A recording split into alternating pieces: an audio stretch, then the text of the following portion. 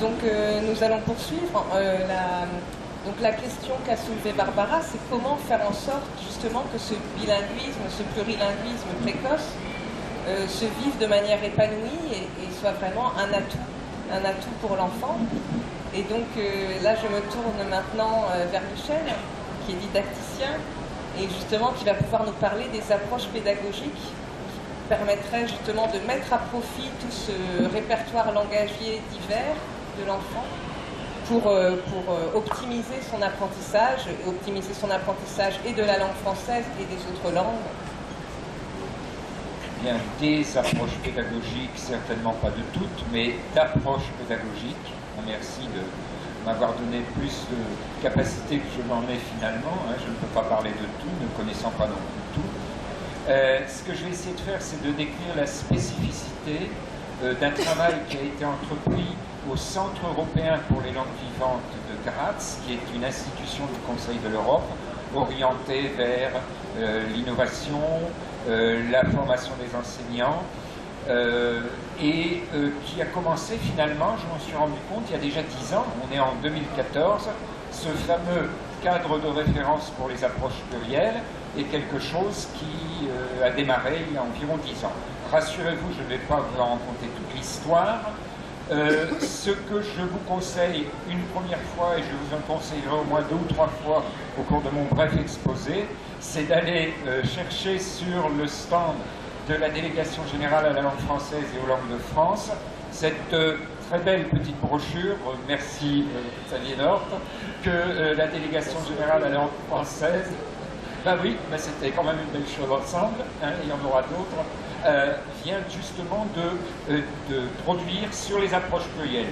Vous y trouverez aussi la référence du site internet sur lequel vous retrouverez ce qu'on appelle donc le CARAP, cadre de référence pour les approches plurielles, et un certain nombre de choses dont je vais vous parler maintenant. Et donc je vais pouvoir le faire brièvement.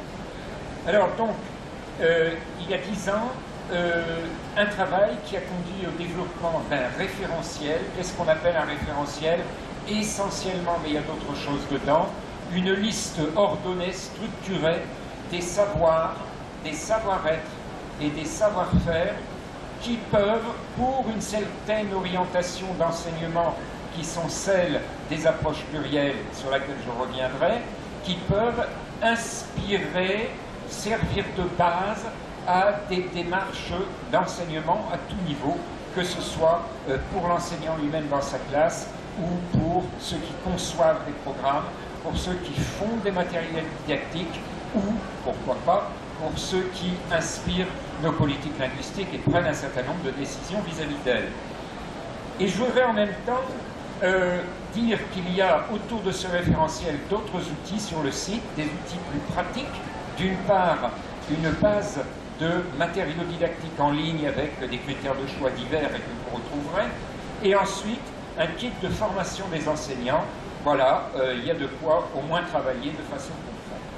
Je voudrais en même temps montrer en quoi ce projet constitue un instrument, et ses résultats constituent un instrument pour répondre aux questions qui ont été posées dans le titre de la table ronde, à savoir des langues de la famille aux langues de l'école, tout en replaçant ces questions qui concernent un secteur particulier ou un angle particulier sur lequel il faut regarder nos politiques linguistiques éducatives, tout en replaçant ces questions dans un cadre plus large qui est celui des relations qu'il y a à établir entre toutes les langues, ou à amener l'élève à établir entre toutes les langues au fil, on va dire, des apprentissages. Au fondement de ces réponses, il y a une conception sur la nature même de la compétence plurilingue, pluri- ou interculturelle, qui est déjà présente dans le premier gros document, il y a une dizaine d'années, du Conseil de l'Europe à Strasbourg, c'est-à-dire le CECR, le cadre européen commun de référence pour l'enseignement des langues, si je me trompe. Et cette conception, Daniel la connaît un tout petit peu, parce qu'il y a contribué un tout petit peu, dans un chapitre qui est le chapitre 8, nous dit qu'il ne faut pas, pour aller vite, considérer que la compétence pluri- ou interculturelle ou linguistique, c'est une série de compétences isolées, mais que c'est bien compétence globale qui englobe et met en relation toutes ces compétences isolées. Voilà. Bon, je pourrais donner tout à l'heure, s'il y a des questions là-dessus, mais je crois que c'est quelque chose qui commence à être connu, un certain nombre d'exemples qui le montrent de façon véritablement vécue et vivante. La conséquence immédiate de cette conception de la compétence plurilingue, plurimo-interculturelle, sur le plan didactique, c'est qu'il faut aider l'apprenant à établir des liens entre les langues dont il dispose déjà, entre les langues qui sont en cours d'apprentissage et pour aller vers les langues qu'il apprend au fur et à mesure. Hein. Tout de suite, et bien sûr, là-dedans, il y a la langue principale de scolarisation, on va dire le français chez nous, hein, et les langues de la famille. Et c'est là où on replace la thématique d'aujourd'hui dans ce cadre finalement plus global, hein, tout en ne niant pas bien sûr qu'elle a sa propre perspective et sa propre pertinence. Tout de suite, je voudrais bien insister sur le fait qu'il ne s'agit pas seulement de céder, C-D-S-A-I-D-E-R, hein, c'est pas un jeu de mots pour une fois, de céder des ressemblances existantes. Mais il faut aussi aider l'apprenant à se repérer, à se fixer des repères à l'intérieur même de la diversité des langues qu'il est supposé, soit déjà, et il le fait, soit à l'avenir, maîtriser de mieux en mieux.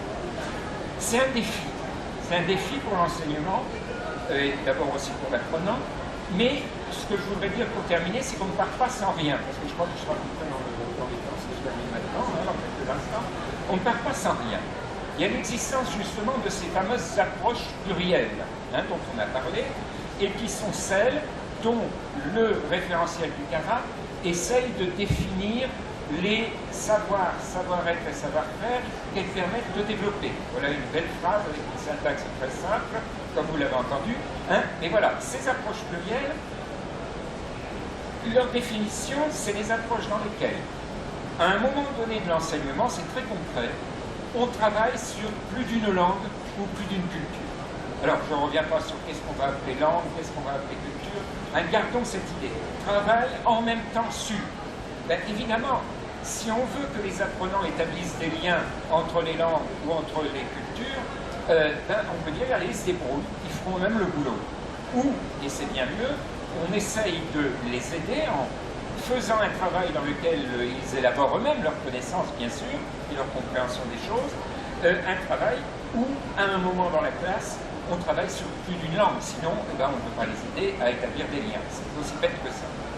Historiquement, on peut compter, c'est une façon de voir, 4 approches plurielles des langues et des cultures que vous retrouverez décrites ici, hein, seconde référence à ce beau petit livret, qui sont l'éveil aux langues, dont on va vous parler maintenant, beaucoup, moi, la didactique intégrée, qui, elle, veut intégrer et a pour ambition, et je crois que c'est fondamental, de justement faire que toutes les langues que l'on apprend autour d'un cursus scolaire ou autre, et bien justement, on les apprend en les mettant en relation les unes avec les autres. Il y a l'intercompréhension, qui est assez connue aussi, l'intercompréhension entre les langues parentes, et quelquefois on essaye d'aller un peu plus loin. Là aussi, je pourrais vous renvoyer d'ailleurs à des publications, publicités de la Délégation générale à la langue française de Langue de France. Hein. Et puis, il y a bien sûr les approches interculturelles, puisqu'elles mettent en relation des éléments de culture, et que nous, on s'appelle cadre commun de référence. Pardon. Le CARAP, cadre de référence pour les approches plurielles des langues et des cultures. Il y aurait beaucoup à dire d'ailleurs sur ce qui se passe en ce moment entre le CARAP et le CECR, et qui est très positif à mon avis, pour essayer de présenter une idée un petit peu cohérente de ce que propose le Conseil de l'Europe. Là, je ne vais pas en parler du tout, aux enseignants de langue et aux décideurs en ce qui concerne l'enseignement des langues, pour essayer de mettre tout ça en cohérence. Je ne vais absolument pas dire. Bon, on peut aussi ajouter non pas les débuts de l'enseignement bilingue, mais les développements très intéressants de l'enseignement bilingue, qui au début séparaient les langues les unes des autres, et qui maintenant, au contraire, favorisent la mise en relation entre les langues dans les apprentissages bilingues, et peut-être encore d'autres approches. Ça, c'est l'existence de cette approche, c'est la première atout. l'existence de matériaux didactiques dont on ne rend compte que de façon très partielle la base de données qui est sur le site dont vous trouverez l'adresse dans, le site du CARAP. Et on verra là-dedans, en particulier en ce qui concerne l'éveil aux langues, que tout enseignant, même s'il ne connaît pas la langue de la famille, peut très bien aider l'apprenant à faire le lien entre ce qu'il apprend à l'école, y compris la langue principale de scolarisation, et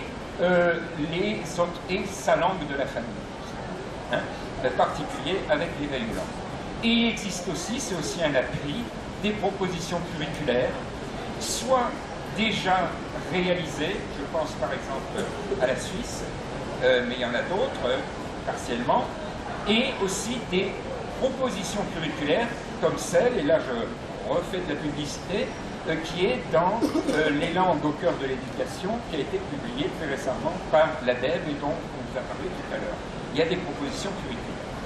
Pour terminer, et un petit peu en transition, quelques mots sur l'éveil aux langues, qui occupait aussi une bonne partie de mon travail de recherche et d'innovation. J'ai entendu Barbara nous faire un certain nombre de souhaits en ce qui concerne ce que devrait faire l'école, en ce qui concerne les langues de la famille en particulier, puisque c'est son domaine. Je crois que l'éveil aux langues répond bien à au moins une partie des souhaits qu'elle a exprimés, tout au moins en ce qui concerne la reconnaissance des langues de chaque enfant, la reconnaissance de son identité et le fait de se servir de ces connaissances pour en faire un objet sur lequel on travaille en commun dans la classe. Et je répète, avec le matériel dont on dispose et avec l'aide des parents, et je reviens tout de suite sur les parents, on peut très bien, sans être un enseignant tout à fait particulier, mais un enseignement normal de maternelle ou d'école primaire, peut tout à fait faire ça. Et c'est aussi un moyen d'amener les parents vers l'école, de les impliquer dans des activités.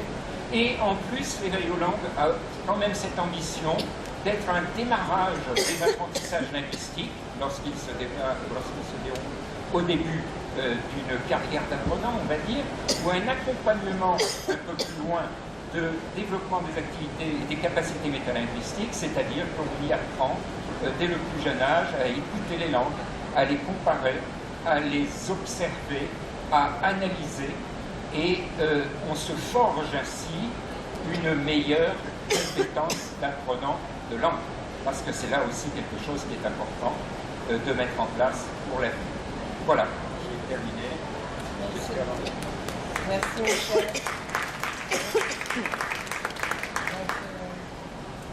Donc il est important, comme vous l'avez dit, de créer des liens entre les différentes langues, entre les différents apprentissages, de ne pas considérer l'apprentissage d'une langue de manière cloisonnée.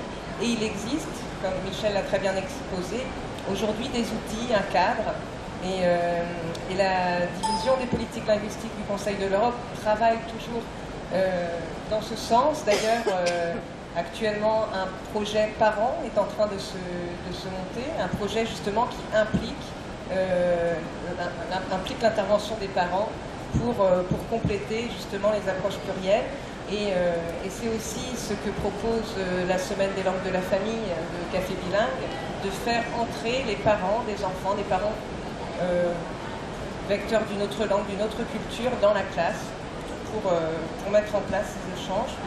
Donc je vais laisser la parole à Gwen Guyader, d'une langue à l'autre, association qui travaille principalement dans le cadre de l'éveil aux langues. Alors quelles sont les activités que l'on peut mener dans le cadre scolaire, mais aussi dans le cadre périscolaire à partir